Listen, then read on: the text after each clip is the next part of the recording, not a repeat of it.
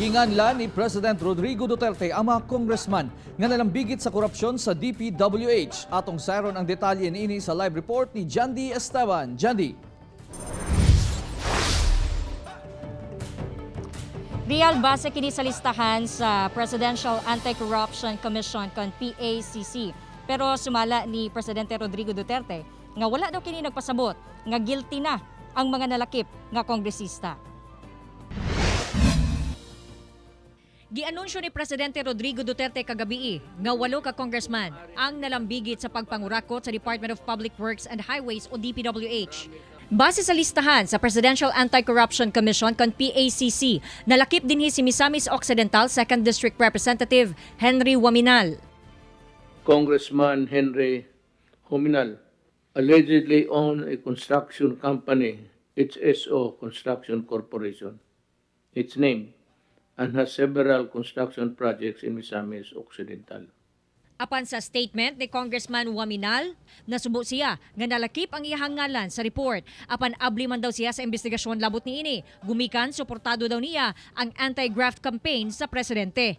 Gipasabot usab niya nga gibaligyan na usab daw niya ang iyang shares sa HSO Construction subay sa balaod una siya nahimong congressman. Gawas kang Waminal, lakip sab sa listahan sa giingong nalambigit sa DPWH corrupt activities sila Occidental Mindoro Representative Josephine Sato, Quezon City Representative Alfred Vargas, Isabela Representative Alisa Shinatan, Northern Samar Representative Paul Daza, Quezon Representative Angelina Tan, ACT CIS Party List Representative Eric Yap, ug Bataan Representative Geraldine Roman.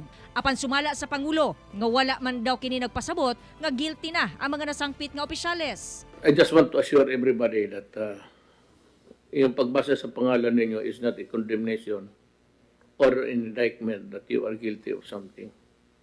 In the same manner that I would tell the people that do not take it as a gospel truth na totoo talaga to. Lumabas lang ito sa investigation ng PAC. Samtang ang DPWH Region 11 miingon nga transparent daw sila sa ilahang mga proyekto ug dunay mga inisyatibo sa pagbatok sa korupsyon.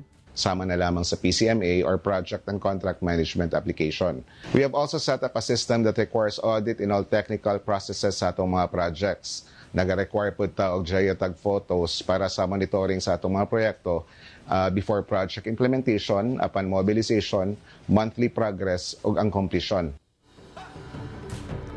Giinganlan usab ni Presidente Duterte ang mga district engineers nga nalambigit sa korupsyon. Tungod niini, magpahigayon o reshuffling ang Pangulo sa mga district engineers sa DPWH nationwide. Real. Okay, daghang salamat, Jandy Esteban.